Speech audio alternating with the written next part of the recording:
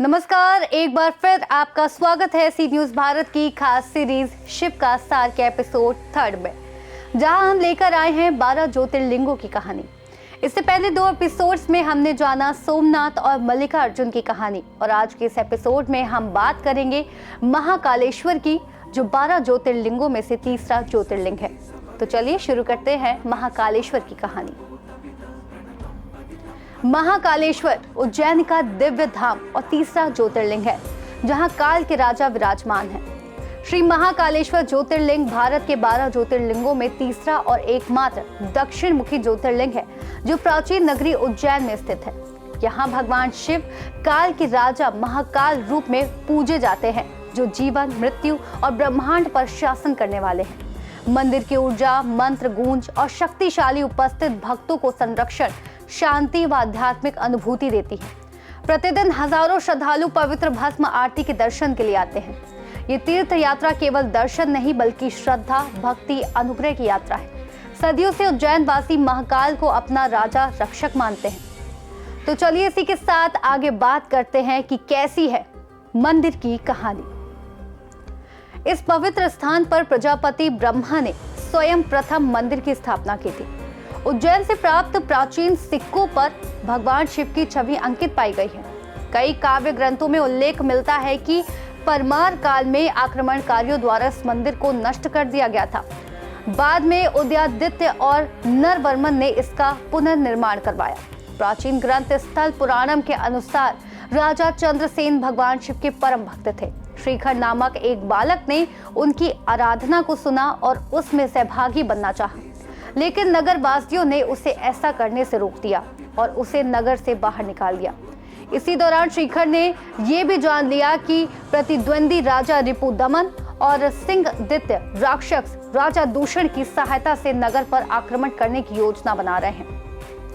कथा के अनुसार दूषण को ब्रह्मा से अदृश्य होने का वरदान प्राप्त था। ऐसे में श्रीखर और वृद्धि नामक एक पुजारी ने भगवान शिव से रक्षा की प्रार्थना की। जब शत्रु ने अवंतिका यानी उज्जैन पर आक्रमण किया, तो उन्होंने नगरवासियों को अत्यधिक कष्ट दिए और सभी वैदिक धार्मिक अनुष्ठानों पर रोक लगा दी। तब नगर के लोग सामूहिक रूप से भगवान शिव की शरण में गए। भक्तों की मान्यता है कि जब दूषण ने अवंतिका पर आक्रमण आरंभ किया, तभी पार्वती माता की प्रतिमा के समीप की धरती फट गई और उसमें से भगवान शिव महाकाल रूप में प्रकट हुए। एक ही प्रचंड गर्जना में उन्होंने राक्षसों को भस्म कर दिया।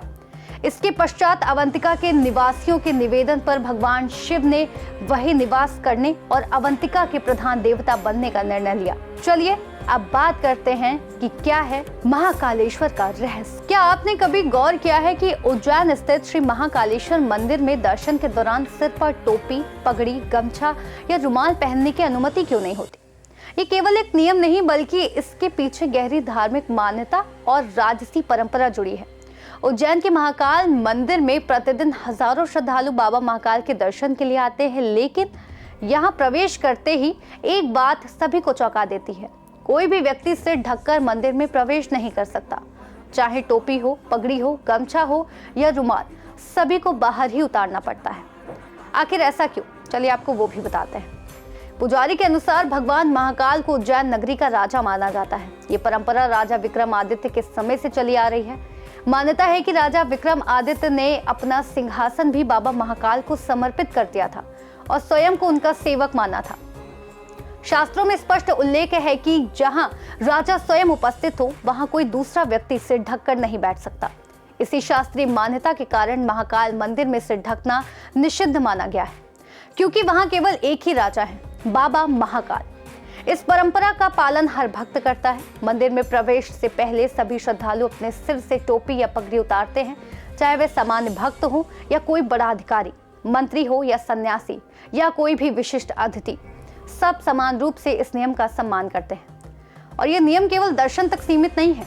मंदिर परिसर में तैनात सुरक्षा कर्मी, नवनियुक्त पुलिस अधिकारी और यहाँ तक कि सेना के जवान भी बाबा महाकाल के सामने सिर झुकाकर अपनी टोपी उतारते हैं। चलिए अब आपको बताते हैं महाकालेश्वर की एक और कहानी। पंडित महेश शर्मा के अनुसार महाकालेश्वर ज्योतिर्लिंग की स्थापना की कथा राजा चंद्रसेन एक 5 वर्षीय बालक और भगवान हनुमान से जुड़ी है। शिव भक्त राजा चंद्रसेन को शिवगण मणिभद्र से प्राप्त दिव्य चिंतामणि के कारण उनकी कीर्ति बढ़ी, जिससे ईर्ष्यालु शासकों ने उन पर आक्रमण किया और वे शिव भक्ति में लीन हो गए। इसी दौरान एक विधवा गोपी का पुत्र राजा को ध्यान मग्न देखकर भक्ति में डूब गया और घर जाकर मिट्टी का शिवलिंग बनाकर पूजा करने लगा।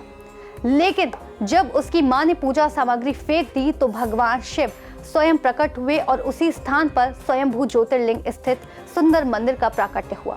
इस अद्भुत घटना के साक्षी राजा चंद्रसेन आक्रमणकारी शासक और हनुमान जी बने और तभी से दक्षिण मुखी महाकालेश्वर ज्योतिर्लिंग की मान्यता स्थापित हुई।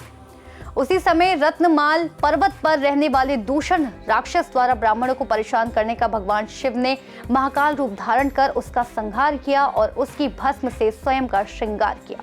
इसी के साथ शिव का सार के तीसरे एपिसोड में हमने जाना महाकालेश्वर ज्योतिर्लिंग के बारे में। उम्मीद है आपको ये जानकारी पसंद आई होगी। चौथे एपिसोड में हम बताएंगे आपको ओमकारेश्वर के बारे में। तो फिर मिलेंगे शिव का सार के नए एपिसोड में। तब तक मुझे दीजिए इजाजत और जुड़े रहिए हमारी सीरीज शिव का सार में।